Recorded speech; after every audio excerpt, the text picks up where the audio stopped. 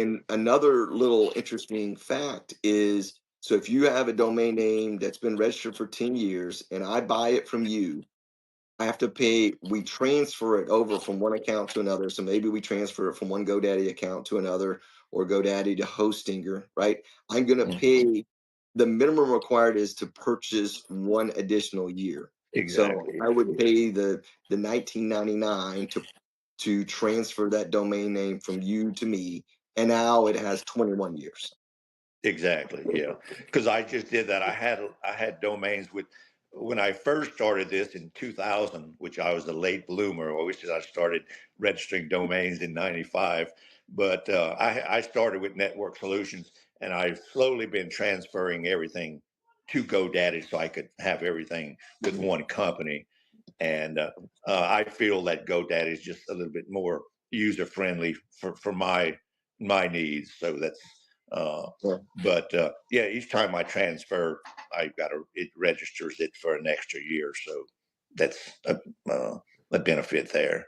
But yeah, Right. having domains and websites hosted by Shepherd's Loft, then it alleviates a lot of worries from the owner of the domain and the website owner and whatever else, because that's a whole different department to manage than your business, and you do not want to lose your business or your Yeah, I website. appreciate that.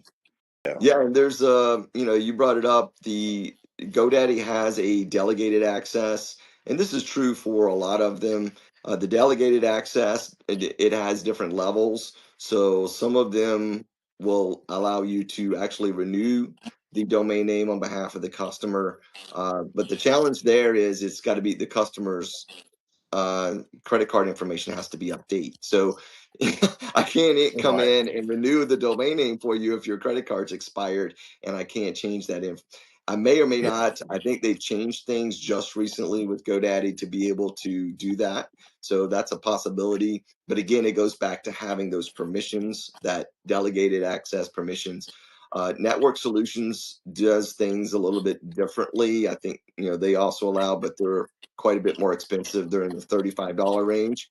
And then, so some registrars will allow you to renew the products or not. And then some will allow you to update. Most of them allow you to update that contact information, which is super important for access. But they don't typically allow you to do both.